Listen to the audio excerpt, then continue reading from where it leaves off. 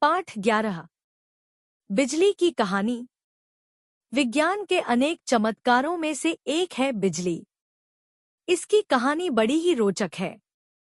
प्रस्तुत पाठ में इसी की खोज और विकास के विषय में बताया गया है।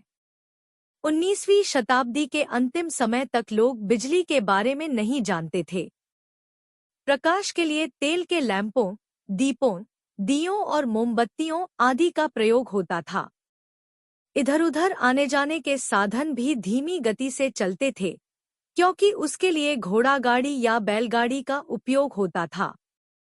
समुद्र में चलने वाले बड़े जहाज भी हवाओं के सहारे चलते थे।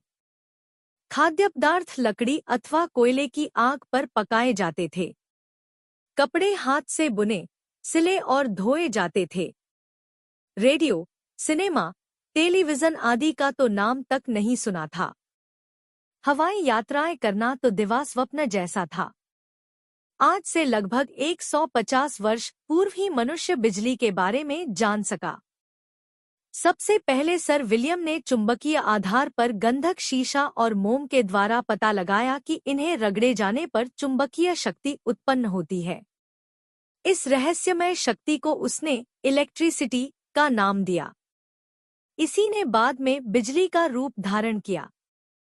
प्रारंभ में अनेक वैज्ञानिक शक्ति के नए स्रोतों का विकास करने का प्रयास करते रहे थे। उन्होंने देखा कि जैसे पाइप द्वारा पानी को एक स्थान से दूसरे स्थान पर भेजा जाता है, उसी तरह तार द्वारा बिजली की तरंगें भेजी जाती हैं, परंतु इससे तार गर्म होकर चमकने लगता था। इस दिशा में टॉमस अल्वा एडिसन नामक वैज्ञानिक कार्य कर रहा था। उसका जन्म 11 फरवरी सन 1847 को ओहियो के मिलान नगर में हुआ था। उसका परिवार अत्यंत निर्धन था। बालक एडिसन को पढ़ने का बहुत शौक था। घर की कोठरी में ही उसकी एक छोटी सी प्रयोगशाला थी। एक बार रेल की पटरियों पर खेलते हुए एक छोटे से बच्चे को रेल के नीचे आने से उसने बचाया तो उस बच्चे के पिता ने, जो स्टेशन पर टेलीग्राफ ऑपरेटर थे, उसका बड़ा आभार माना और उसे टेलीग्राफ परिचालन की शिक्षा देने लगा। वह उसके योग्य शिष्य सिद्ध हुआ। कुछ दिनों में वह कुशल टेलीग्राफर बन गया। उसका दिमाग सदैव कुछ न कुछ सोचता रहता था। एक बार अमेरिका में उसने लाज कंपनी का बिगड़ा टेलीग्राफ यंत्र ठीक किया तो मी-0 लाज ने उसे अपने यहाँ संयंत्र चालू रखने वाले मैकेनिक की नौकरी दे दी।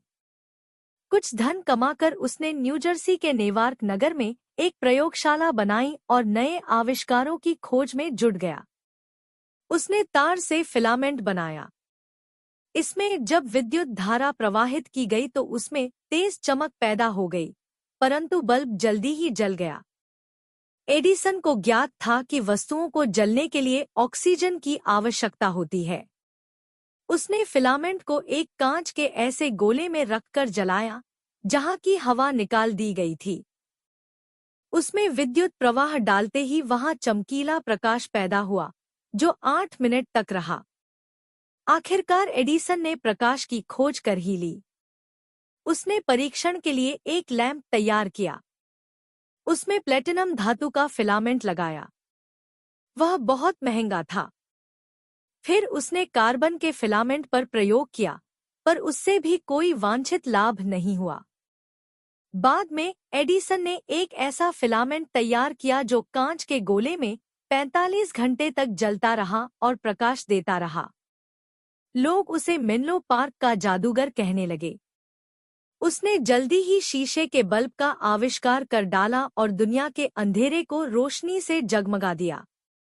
एडिसन द्वारा निर्मित बल्ब में अब तक अनेकानेक प्रयोग किए जाते रहे हैं, परंतु सबसे बड़ी समस्या यह थी कि इस बिजली को लोगों के घरों तक सुरक्षित रूप से कैसे पहुंचाया जाए।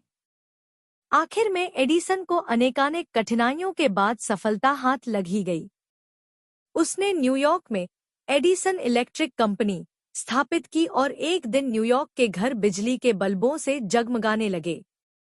आज बिजली तैयार करने के लिए बड़े-बड़े संयंत्र लगाए जाते हैं। तब से लेकर बिजली के सैकड़ों आविष्कार हुए और उनमें अनेकानेक आविष्कार किए गए। तब जाकर बिजली पूरी दुनिया के लिए आवश्यक उपयोग की वस्तु बनी। इसके लिए एडिसन ही बधाई के पात्र हैं।